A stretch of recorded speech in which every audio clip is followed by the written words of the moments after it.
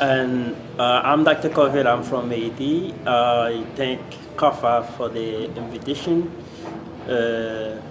about the consultation on chikungunya. From the consultation, it was very interesting for me because we saw various aspects in for the chikungunya. The first one was the sovereign system, and then that I think that we have to continue working on the sovereign system to improve the quality of data that we have in order to know exactly the trend of the chikungunya in the Caribbean region, and then that we can continue fighting against chikungunya. It is the first aspect. The second one was entomological surveillance. The entomological surveillance is a good aspect where we have to engage the population in order to fight against the mosquitoes.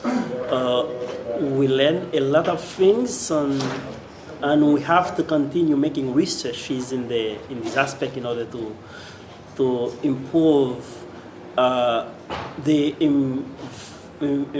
environment of the population in order to mitigate the chikungunya virus disease. The another aspect is the clinical care. Like we know that the clinical care, the chikungunya disease is a acute disease, but we have this chronic symptoms, and then we learn a lot of things about the chronic symptoms, and we know how we have to treat them, how we have to support the people who have the chronic symptoms. They can have depression, and then we have to plan now in order to know exactly how we can help these people.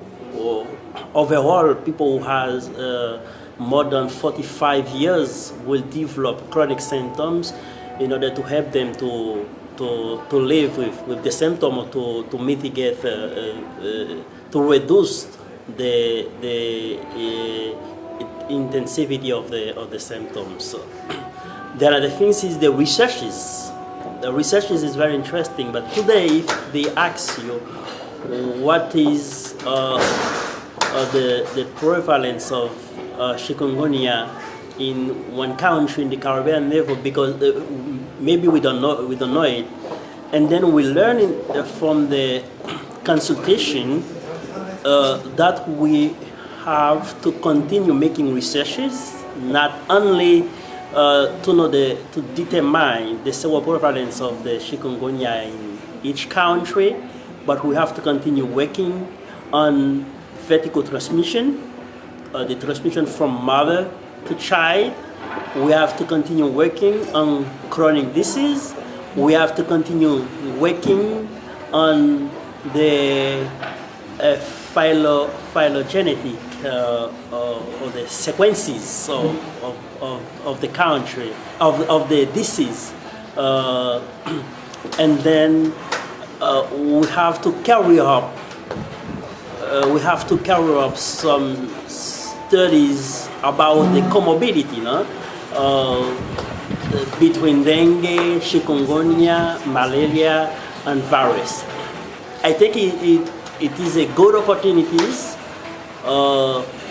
that all countries